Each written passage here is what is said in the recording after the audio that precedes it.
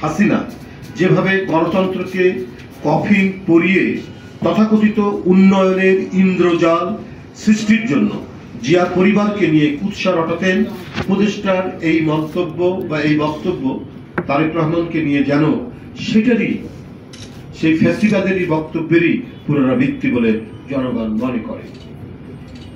এখনো যেন লোক মানুষে উজ্জ্বলতর তারেক রহমানের ভাবমূর্তিকে বিনষ্ট করার জন্য প্রতিশোধের চোরা স্রোতে আঘাত হানার চেষ্টা করা হচ্ছে নানা মহল থেকে, নানা দিক থেকে। ডক্টর খলিলুর রহমান যুক্তরাজ্যে নির্বাসিত জীবন প্রসঙ্গটি যেভাবে উপস্থাপন করেছেন তা সম্পূর্ণ উদ্দেশ্য প্রণোদিত ও বিভ্রান্তিমূলক।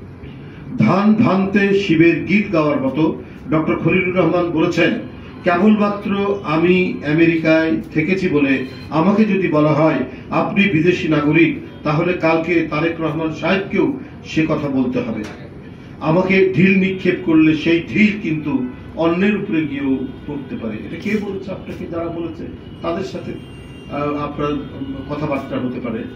তারেক রহমান সাহেব এখানে আসলো কি করে? তিনি আপনার এই মানে আলোচনা সম্ভবত সাংবাদিকদের সাথে এই আলোচনায় উনি উপযুক্ত হলেন কি করে? উনি টপিক, উনি একটা বাংলাদেশের বৃহত্তম রাজনৈতিক দলের নেতৃত্ব দিচ্ছে, যার চেয়ারম্যান, উনি মানে অপ্রাসঙ্গিক ভাবে ওখানে আপিতে নিয়ে আনলেন কেন? তো নিশ্চয়ই আপনি মুখে আপনারা যাই বলেন, আপনাদের অন্তরে অন্য কোনো বিষক্রিয়া বা বিস্ময় কোনো প্রতিক্রিয়া আপনাদের হৃদয়ে সবসময় কাজ করছে। এর আগেও আমরা বলেছি, সবার ব্যাপারে নয়, বলেছি কিছু কিছু উপদেষ্টারা মনে হয় তারা নিরপেক্ষতার চাইতে অন্য কোনো এজেন্ডা নিয়ে তারা কাজ করছে। ডক্টর খলিলুর রহমান যুক্তরাজ্যে নির্বাসিত জীবন প্রসঙ্গটি যেভাবে উপস্থাপন করেছেন তার সম্পূর্ণ উদ্দেশ্য প্রণোদিত ও বিভ্রান্তিমূলক।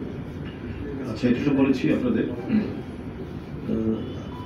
রাষ্ট্রের গুরুত্বপূর্ণ পদে থেকে ডক্টর খলিলুর রহমান এই হলো বক্তব্য নিঃসন্দেহে আত্মগরিমার প্রদর্শন। মানে খুব একটা আছে না, একটা বিস্তৃত বোধ। বিস্তৃত বোধ মানে হচ্ছে যে আপনার নিজেকে খুব প্রসিদ্ধ মনে করা, নিজেকে খুব বড় মনে করা।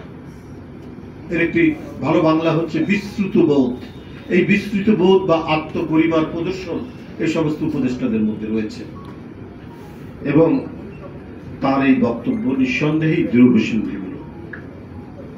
ডক্টর খলিলুর রহমান জনাব তারেক রহমানের রাজনৈতিক বিশ্বাসযোগ্যতা বিনষ্ট এবং জনগণকে বিভ্রান্ত করার এবং মানুষের মাঝে তার মর্যাদা ক্ষুণ্ণ করার হীন উদ্দেশ্য নিয়েই এই বক্তব্য রেখেছে, যা দুর্ভাগ্যজনক বিভ্রান্তির কবলের মধ্যে পড়ে।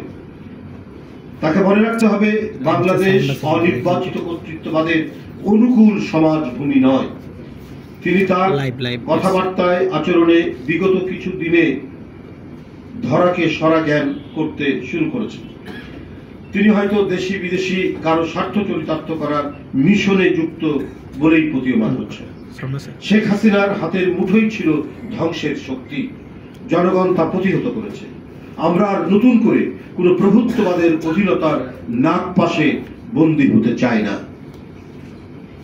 এক্ষণে দেশের জনগণের সম্মুখে প্রশ্ন চিহ্ন দীর্ঘ হচ্ছে যে খলিলুর রহমানের মতো একজন বিতর্কিত এবং করিডোর চ্যানেল বন্দর বিদেশিদের হাতে তুলে দেওয়ার ষড়যন্ত্রে কুশীলব বলে পরিচিত কি করে জাতীয় নিরাপত্তা উপদেষ্টা হিসাবে নিয়োগ পান? এই প্রশ্নটি কিন্তু এখন খুব বড় হয়ে দেখা যাচ্ছে। খলিলুর রহমানের অজানা থাকলেও দেশবাসীর অজানা নয় যে তারেক রহমানকে কি কারণে, কোন পরিস্থিতিতে লন্ডনে যেতে হয়েছে।